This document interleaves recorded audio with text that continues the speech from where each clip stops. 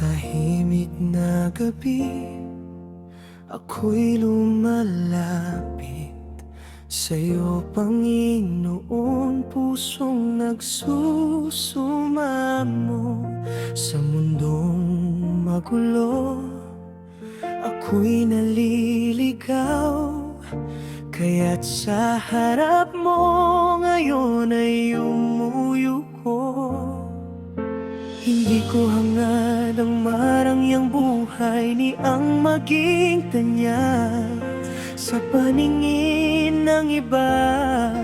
Ang tanging dasal ko iyong dinggin, mula sa pusong takot magkamali.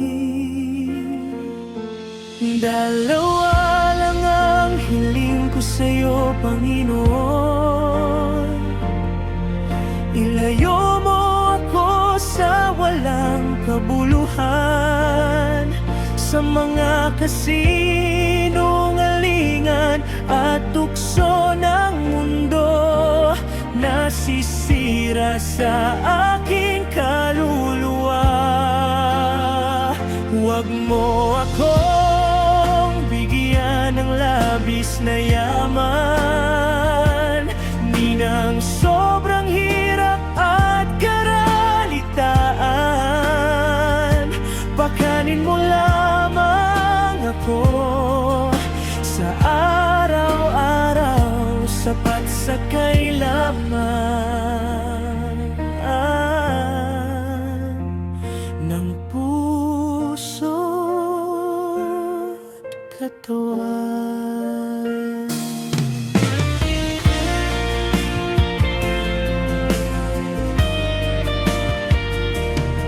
Sapagkat kung ako'y mabusog ng labis, baka ako'y magkaila at ika'y limutin, at masabi ko pa sa kapalaluan, sino ang Panginoon sa aking buhay. Ngunit kung ako na may maging dukha at salat sa bawat pangangailangan, baka sa takot at kahinaan ako'y matangay sa kasalanan.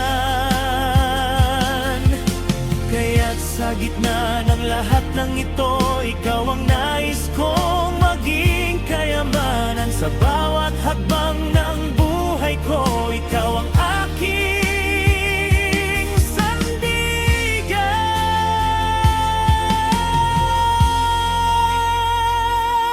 Dalawa lang ang hiling ko sa'yo, Panginoon.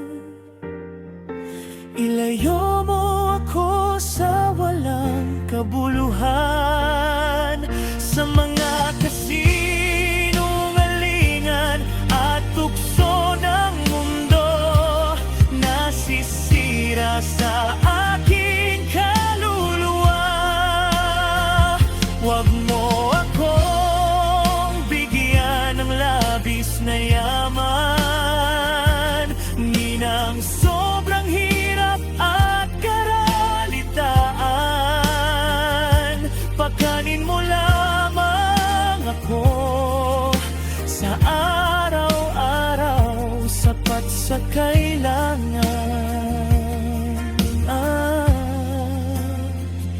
ng puso't katawan.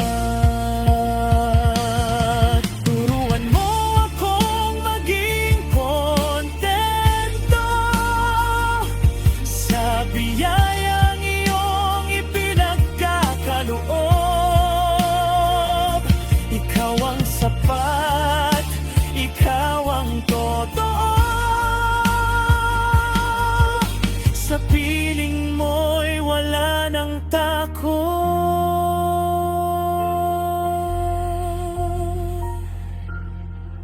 Dalawa lang ang hiling ko sa'yo, Panginoon. Isang pusong tapat at marunong tumingin sa iyong kabutihan araw-araw, sa iyong pag-ibig na di magmamali. Pakanin mo lamang ako sa araw-araw, at sa iyo lamang ako aasa.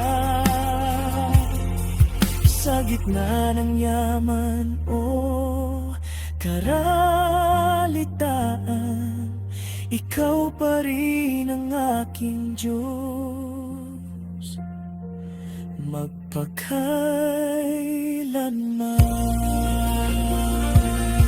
Dalawa lang